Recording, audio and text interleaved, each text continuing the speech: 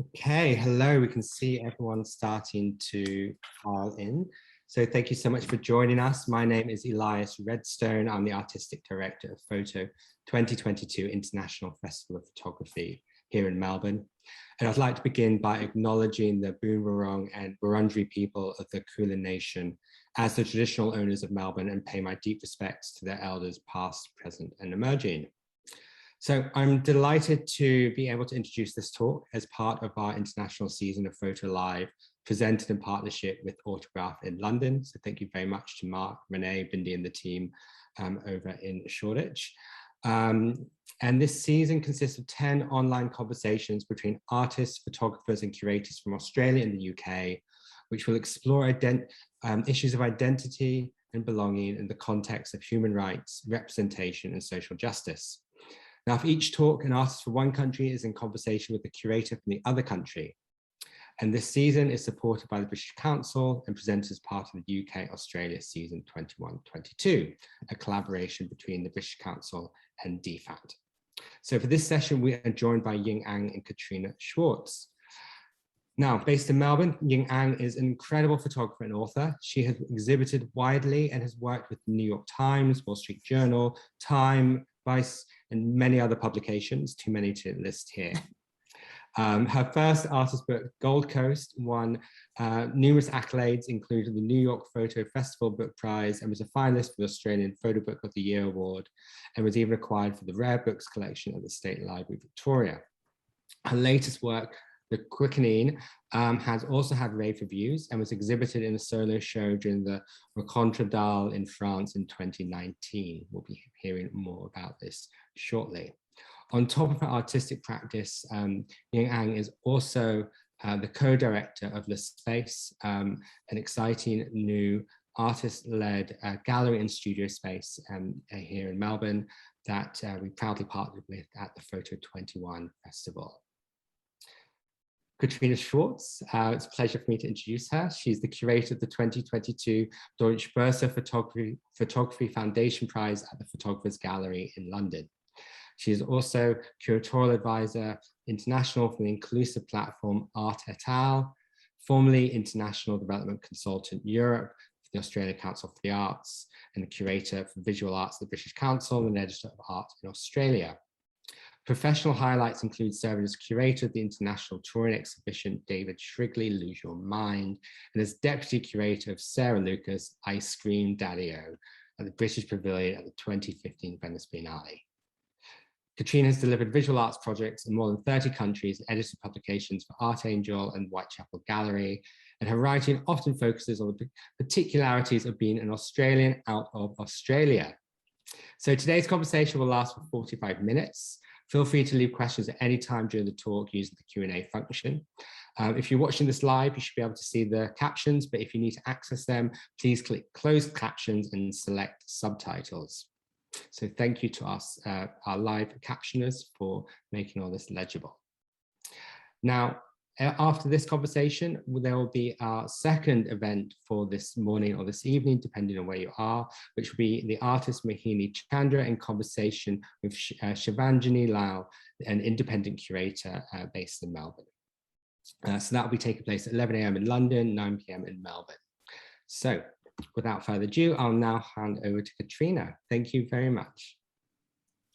Thank you so much, Elias, and thank you, Ying, both joining from Melbourne. And I thought to begin the conversation to set the scene, because what a strange scene it is, what times we are living in, because we live not only on different sides of the world, but also at different moments in the lockdown cycle. Could you share with us, Ying, what is the current situation in Melbourne? I started a COVID diary and I was sort of photographing every day of this lockdown, which is lockdown 6.0. And I've kind of lost track, but I think I've lost track, as in every single day I post it and I say day 68, day 69, I literally forget what number it was the day before. So this is the blur of time, the meaningless of time that has happened so far. But I believe we're at day 70. Lockdown 6. of lockdown 6. So we're slated to come out of lockdown sometime perhaps in November. And it was supposed to be 2 weeks. Which I suppose is the biggest mind bender of the whole thing, because you think 2 weeks and then it just goes on and on and on. Well, I asked this with purpose, of course, not just to record for posterity, this kind of current strangeness, but because I guess the restrictions we've lived through, they mirror another kind of containment, don't they? I mean, you've described, I'm speaking of the quickening here, swapping the open road for the hallway to the bathroom. You've spoken how the sun becomes just the light above your bed. Your entire universe becomes contained within your home. But there you're speaking about new motherhood. So could I ask you to kind of draw out that? I mean, the geographical metaphor runs true through the other experiences that you have in your life, right? So what you end up experiencing in an expansive way as an adult shrinks down in this experience of motherhood. And similarly in the pandemic, which is an interesting experience because I find myself through the day grasping for things that remind me of what it means to be a fully functioning adult. I did that in my early years of motherhood, and I had a small window of time where I took a breath and I came out of that, which was the end of the book. And I thought this was the beginning of my emancipation. And then the pandemic. So then I got pushed back to where I was to begin with. But the scope of experience and the shrinking down of that really resonates between both experiences. And do you think you feel particularly impacted on it? Because, and I think maybe you did use this term to describe yourself when we spoke briefly before, you're a citizen of the world. I mean, you've lived and worked extensively in Asia, Australia, North America.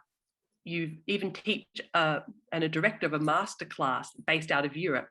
So it occurs to me that the containment of lockdown and before that of new motherhood, it must seem particularly stark.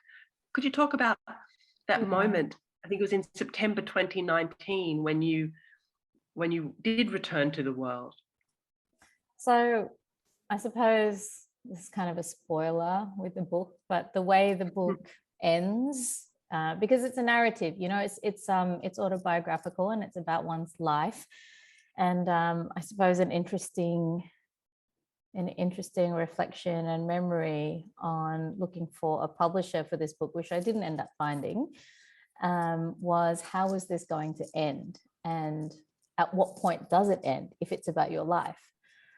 But I think that what's interesting is that there are many, many stories that occur in one's life.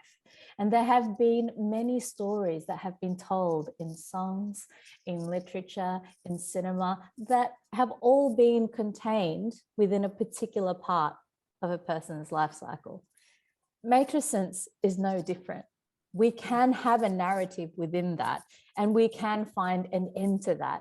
It's just that that narrative has been so underexplored in the arts, in the stories that we've told each other, in the stories of humanity, that we're not familiar with that. We think motherhood is uniform and never ends. Even experiencing it, I thought it would never end. I built La Space, a gallery, a co-working studio for creatives. I built a baby room in there that was soundproof for my baby to nap in the for the ongoing future. I didn't realize that they no longer remain babies after a year. They no longer always need to nap. And by the time we finished building the space and it got it off the ground, I didn't have a baby anymore. So now it's a storeroom. But I suppose, well, gosh, rambling. The way that the story ends begins with my reemergence into the adult world. So the shrinking, the idea of matrescence the word matrescence is reflective of the word adolescence, and it's indicative of a particular time of transition that happens at this point in time exclusively to women. So we have a transitional time from when we move from being a baby to being a toddler, where you pull yourself up, you're able to walk, and your accessibility to things change. You can reach for things on top of the table. You start going to childcare. You start having little social circles. Physiologically, you completely change. Socially, you completely change. Psychologically, you change. This happens again at adolescence, from childhood to adulthood. Obviously, everything changes in adolescence. It's an incredibly charged time. And it happens again to women exclusively when they have a baby. Physically, you completely change. Socially, you completely change. Hormonally, chemically, everything is a total metamorphosis. However, if you think about the amount of content, the amount of stories we have made about adolescence, the coming of age, the rituals, the way that we have represented that in writing and in imagery, and you look at the scope of that work, and you look at the scope of the work of matrescence, and it's so narrow. And so we understand the coming of age story. You put on a movie that's about coming of age, and you kind of generally know how it's going to end, and you understand that there's a narrative arc. There isn't that feeling with a story about motherhood. And so I had to live it, and I didn't know where it was going to end either. When I, about a year and a half into my journey as a mother, I had gone a fair way into making this project, The Quickening, and was asked to do a show in Arles with it. And I went to Arles for the opening of the show and the festival. I had my child with me because I was still nursing. And he decided at that point that he no longer wanted to nurse. So he just weaned himself within that week.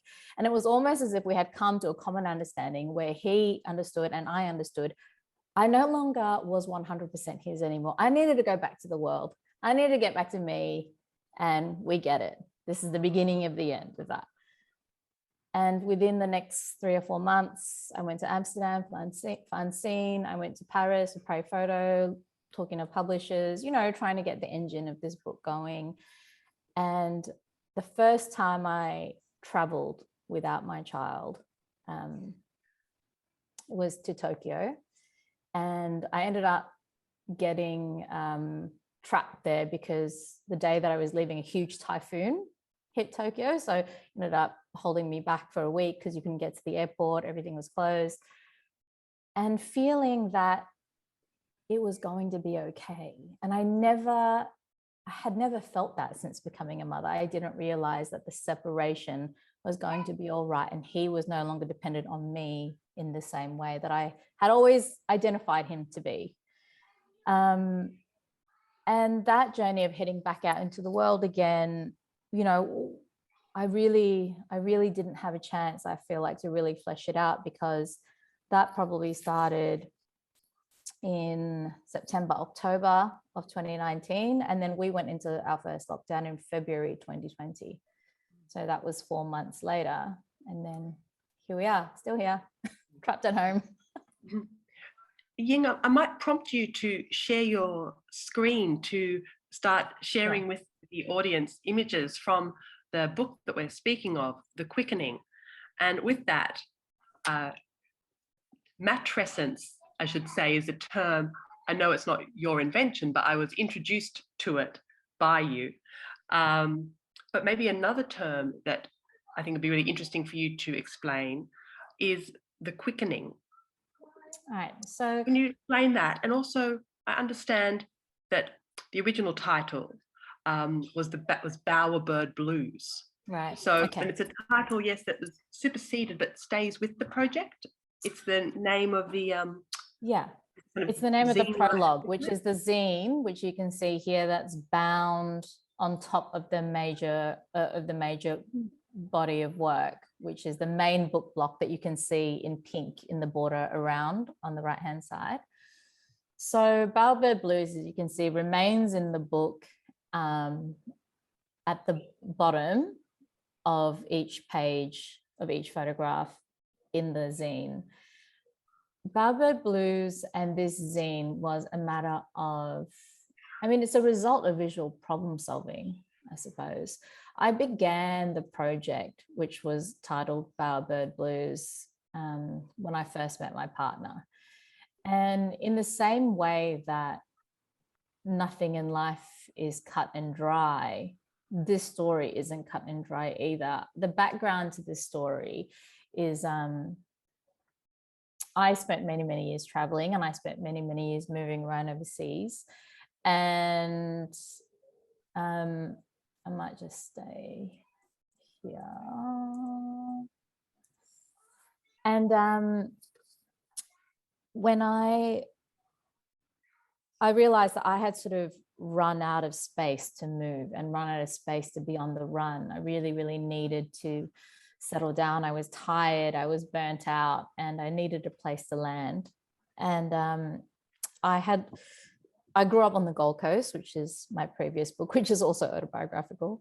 And all of my friends on the Gold Coast had all settled down and got married and had families and everything. And I had always looked at life from afar through a big pane of glass, which I think many photographers are probably familiar with. And I decided that I needed to make a home, but I didn't know what that looked like, and I didn't know what that meant.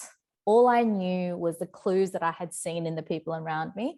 And I began to piece together what a home was. And the bowerbird, I came across a bowerbird in my wanderings, and it was very romantic to me, the way that the bowerbird creates this beautiful structure, this bower, and searches for objects of a very, very, very specific shade of blue, this like Pantone pen cap, big pen cap blue, bottle cap blue, and it searches for these shades of blue, these things that are made of blue to feather its bower in order to attract the perfect mate. And that's really what I felt like it was doing. It was a conscious piecing together of things to make this perfect home. And I met this man, Michael. And so the way that this zine sort of is sequenced is this photographed the same way as the Gold Coast book. So it's still quite distant. It's very pared back. It's very quiet and very observational, quite clinical. And that's the way that I felt like I was putting my home together. You know, there's a couple of guys in here on the left. You're not sure which one is perhaps the one that ends up sticking around. There's this metaphor here of hand painting in a cave, telling a story, making a story, history being made. There's a little sign on the right on that brick that says love, piecing together this life, thinking that this was going to be home. And then, you know, I suppose in a, you know, fruits of fertility as the last, as the last picture. And then it opens up into this thorny, reddish, blurry space, which is sort of, it indicates a place of blood, a place of, a primal place, but it also brings us to a void. And this void is a portal, an entry into a completely different experience. And this for me was the experience of home coming to claim me. So I thought that I was building this home, and I thought that I was finding the right partner and having the right place, and, you know, and this is what people did. And then I got pregnant, and this whole space changed for me. Home, which, and you can see the title changes at the bottom. This is now called the Quickening.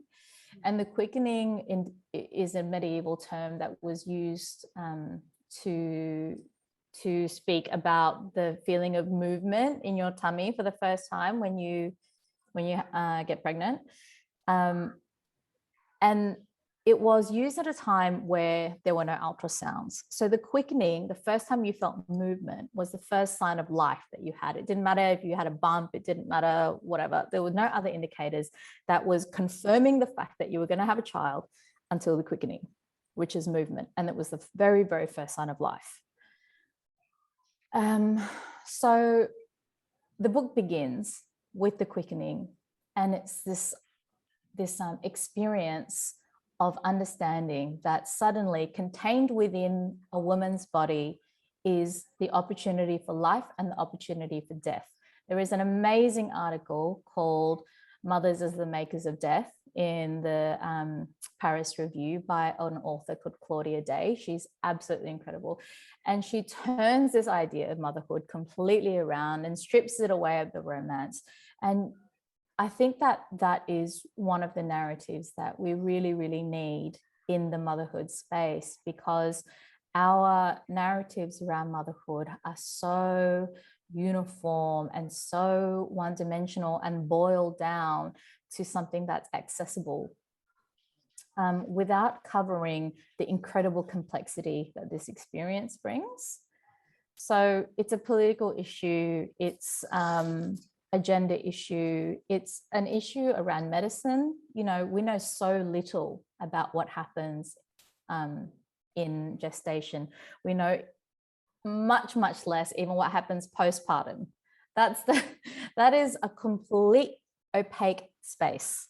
Breastfeeding and all the issues around that are myths that are whispered to each other between other women's and through generations. And there's so much mystery around it still, and so much magic and myth. And all of that is a lack of science within that space for the most part. The default human body in the medical space is the male body. Issues that are exclusively female are largely invisible. So you have issues like endometriosis that are completely under-researched, like premenstrual syndrome, which is also completely under-researched. So anyway, this book endeavors to shed a little bit of that complexity around it. I mean, there was so much I didn't know. I didn't know that I was going to shed all my hair, that my hair was going to fall out in clumps after I gave birth. I didn't know that during pregnancy that my teeth could come loose, just rattle around in my head. You know, there's all of this stuff that I just didn't know was going to happen. And I couldn't believe that I didn't know. And I felt ignorant and stupid and blindsided by the entire experience. And I was really angry about it. Yeah. Because your subject is intensely personal, but the fact is the personal is political. You know, in the Quickening and in the earlier book, The Gold Coast, you are railing against injustice. Indeed, you spoke to me about an anger, the fire that fuels your project, revealing what is hidden. What are some of the responses that you've had? Do you feel the message is getting across? I've had interesting responses. I've had incredible shows of solidarity from people who have experienced parenthood,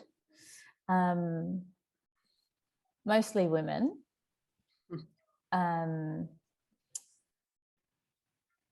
I've had a conversation with someone, a male, who said to me that I should be less angry if I wanted to rally men and women to the cause.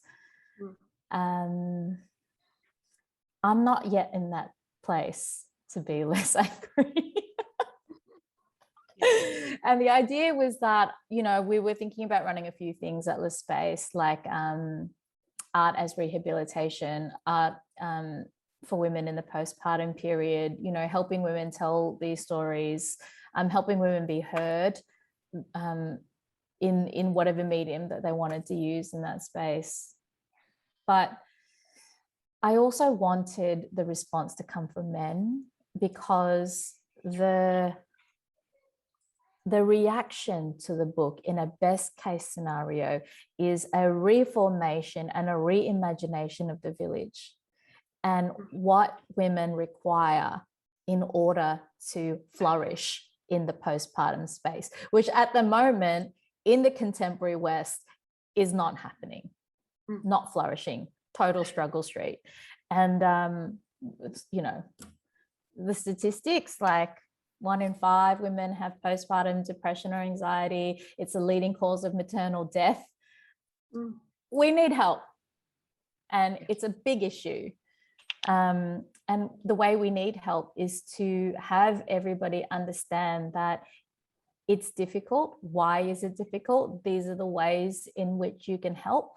These are the ways in which women need to feel supported. And what's the first thing, you know, is to be seen and to be heard in that space. And social media doesn't help. There's so much pressure to be this, there's all these photographs of like before and after birth. So you've got women who are heavily pregnant and all dolled up in in a particular outfit. And then the next picture, the diptych, is her holding the baby in exactly the same outfit, but looking very, very skinny again. There's a lot of pressure to be a certain thing in postpartum that is not very reflective of what you actually are and what you've become. I think related to your description of that kind of popular social media trope, could you talk about kind of the choices you made in terms of your kind of image selection, the formatting of the book, paper types, all those things that really convey both the sense of claustrophobia, the ambivalence of motherhood, and also then the opening out again? So the way that I photographed the book, I mean, I photographed with several different cameras. You can probably tell there's a few different photographic languages woven in there. After shooting Bowerbird Blues, well, after shooting the Gold Coast and then shooting Bowerbird Blues, both photographed with a Hasselblad 6x6, very, very rigid frame. Yeah, you can see here. And requiring, for me, psychological distance. The reason that it shifts so rapidly in this book from the zine to the major book block, where there's no distance and you're right up, it's like the images should be in your nostrils, they're so close to you. The reason I did that is because I suddenly, in the experience of motherhood, was no longer able to be outside my body. And I spent a lot of time being cognitively referral to the world. You know, I was always thinking about my world and I was very rarely feeling it with my body. And I think being a photographer was something that I gravitated to quite naturally because it allowed me to be in the world without really being in the world, and I could always observe.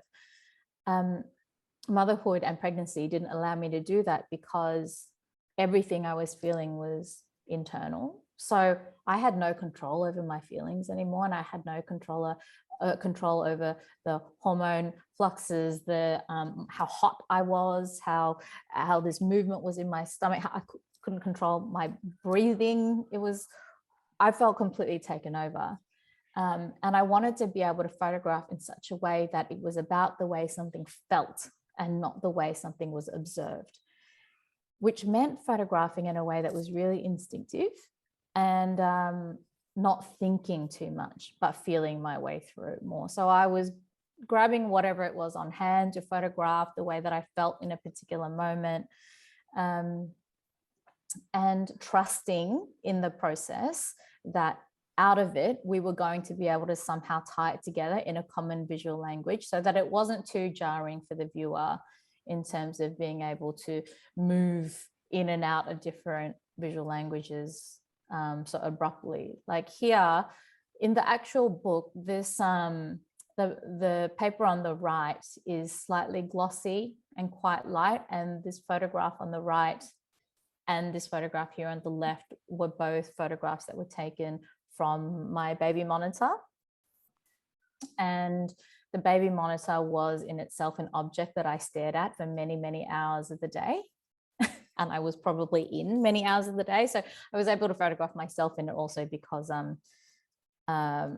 some of it was recorded. I've got video footage that I still haven't worked out how I want to use it, but I do want to use because it's quite strange. And I just chose photographs that were so much about the way that the experience felt and less so much how it looked, which I think that in social media is really sort of representative of the visuals of it and how seductive that can be.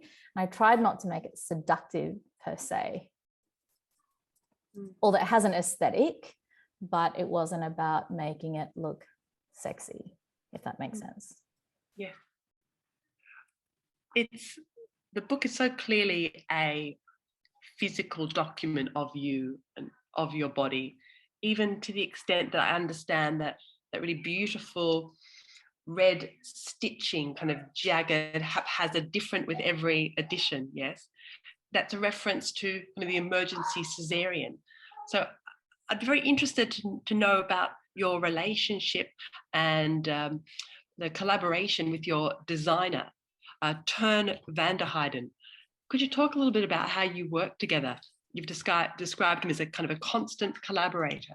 Yeah, we met in maybe 2011, but 10 years ago, quite accidentally at a photo workshop in Milan where Stanley Green was teaching. And Stanley, so Teun made Stanley's book Black Passport, and Teun at that point was still, you know, the world of publishing was very, very different.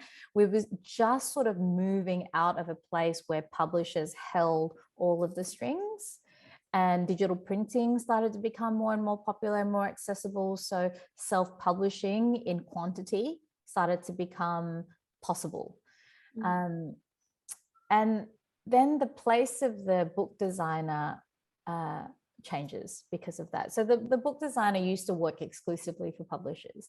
And then it was starting to move a little bit more to the point where if you were self-publishing, you're a photographer, you really needed well, not everyone needs a book designer. Some photographers are very good at graphic design. I'm not. For the most part, most people need a book designer. And I came to this workshop. I really love Stanley's work, and I particularly love Black Passport as a book, but I was very interested in the process of the design, because Black Passport was not a book that was not a story that was told by Stanley. It was a story that was told by Teun. So Stanley essentially handed over shoebox after shoebox of ephemera, photographic ephemera. And Teun spent years collating all the content, interviewing him, transcribing all those interviews, and he wrote the book of Stanley's life in Black Passport. This was fascinating to me because it raises so many questions around authorship.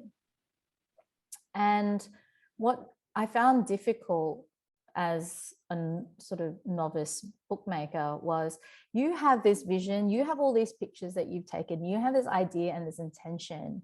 How do you hand that over to somebody and think that something's going to come out of it that's true to your intention? And the answer to that is finding somebody that hears your vision and is able to speak in that language. I met several book designers and I presented them with the work, and we had all this conversation, and Teun was someone that really understood the way that my brain worked and was able to kind of work with the pictures and make a design, house the pictures in a way that really spoke to my intention, spoke to what the pictures were about, spoke to what the story was about, and he could really carve that narrative out for me, because as you can imagine, all work that's autobiographical is very, very difficult to get distance from. And if you can't get the distance from it, you really can't look at it as a reader would look at it, which for a book is crucial. You need to be able to see the work the way that a reader would see the work. Otherwise, you've completely missed the point of putting a book out into the public. Yeah, and so we made the Gold Coast book, and that was in 2014, and started teaching from then, workshops around the world. And then I started shooting Bowerbird Blues, and he was the first person that I went to with that in 2017. And we would meet every twice a year or so, take a day out of, sort of either before or after we were teaching to kind of go through the project, and decided to make a book of it. Fantastic. And as you cast your designer, your collaborator as a reader, I'm imagining that the viewers of this talk would be interested, as I am, in the relationship in your work between text and image, because you started as a writer, didn't you? I started as a writer, mostly a poet, which is probably about as dubious as being an artist. But I never stuck to it for long enough to be convinced. And with photography, so I was writing, and then I was working at a conflict resolution center between religious groups, because I did political science to begin in sort of my postgraduate, and then found a camera. My father gave me a camera. I went overseas, and I discovered this was exactly the way that I wanted to encounter the rest of my life, through a camera. And I just sort of had to marry the two, my inclinations towards social justice and photography, which then brought me to photojournalism and documentary photography. And writing really sat on the back burner for a while, until I made the Gold Coast book. And the Gold Coast book, should I change so that we can see? Gold Coast. So the Gold Coast book begins with a prologue that is actually a screenplay. And this was the first time that I probably had to exercise my writing skills, again, aside from, the artist statements and everything, exercise my writing skills in a way that was as creative and as rigorous as the photography. I had originally wanted to begin the Gold Coast book with the first part of the screenplay of David Lynch's Blue Velvet, which starts as this strange experience of a town, and everything's all happy and glowy, and then the camera pans into the grass, and there's like dying insects, and a guy gets strangled by his hose. And I really love that sort of bucolic scene in the beginning that ends abruptly with violence, and that's how the movie begins. The Gold Coast is a similar sort of place for me, and so I wanted to start with that screenplay, and then obviously went to go and see some intellectual rights lawyers, and they said, it's probably, you could, but it's a risk. And so it came down to me having to write it myself. And I ended up, I had made a video installation to go with the book, and I ended up essentially just reverse engineering the video installation into a screenplay. And that's exactly what you read. And I think that what's interesting about writing is that writing is a language like photography, where you need to choose carefully how you want to speak. What is the purpose of those words? What is the purpose of that picture, and what is it saying? And the purpose of a prologue for me in this book is to set a scene, because the Gold Coast is a place where the iconography of the place is one that we link to safety, and a place that people aspire to live in. It's looks wealthy, people driving around in four-wheel drives, white picket houses, everything's pastel colored, swimming pools, sunshine, beach. We don't associate those places and those scenes with the fact that it was also the crime capital of Australia, because the icons of safety and the icons of danger are things that we've been fed and grown accustomed to through our lives. It's not something that we question. And so anyway, I needed to be able to set a scene on the Gold Coast where you could see these pictures of a place that looked kind of nice, I think. And then underneath it, there's always something simmering. And the way that something simmering happens at the very, very beginning is that you have these sentences in the screenplay, like close, it's sunny, and then there's, you see a dead bird and flies buzzing and a baby crying in the forest, a sound of a helicopter. And then if you have these oral cues and you have the sound of a helicopter, and suddenly these pictures become something entirely different.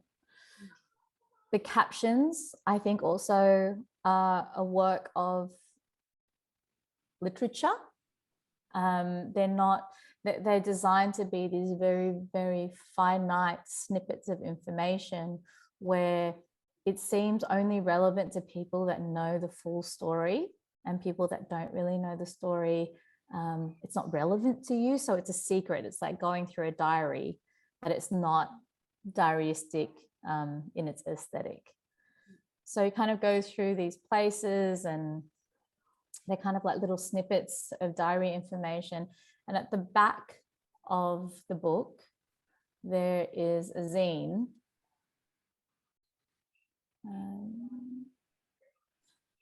And the zine is an excerpt from the local newspaper. It's not from one issue of the newspaper. I, went through the microfiche and I selected, so it's being curated. And it essentially sums up what this place, the other side of this place, where it's just crime, but crime and real estate. It's the most widely distributed newspaper in Australia because of its real estate section, which is that thick. So really you have like Aladdin's Cave at Death House, and then the same street that it's on, it's like $6 million house, so you have these elite suburb against luster with millionaires. And then you get to the middle of the zine where you get left a clue that perhaps the book is autobiographical. And this was an article that came out when I witnessed a double murder in my ex-boyfriend's house. And then you start thinking, hang on, is that the same Ying as the author? And then at the end, you've got an exact week of diary entries where the murders happened. And the way that it's written, and I was surprised when I went back through my diaries and I read this myself, that the way that it's written is stripped completely of emotion. So it's really, really deadpan. It's just point blank the whole way.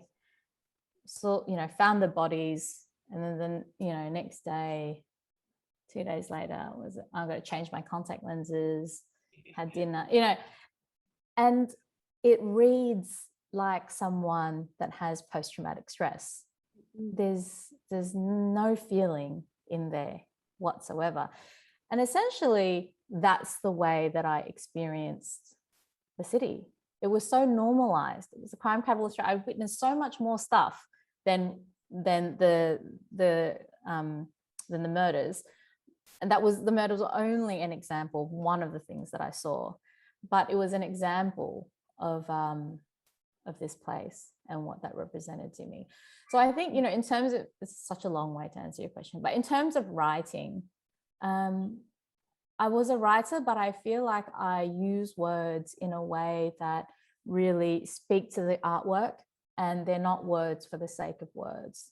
So, this is a list of a pack of the things that I had to pack to go away one summer.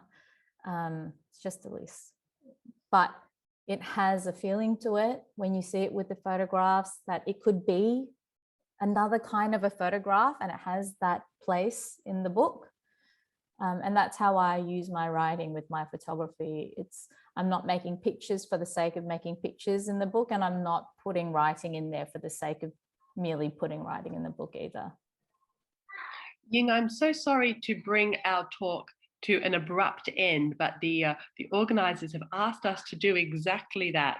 I know there's so much more to talk about, but we've been really gifted by this kind of insight into your work. It feels like the beginning, but I'm sorry that it's also the end. Thank you, Katrina. Thanks so much. And thank you, everyone. Bye.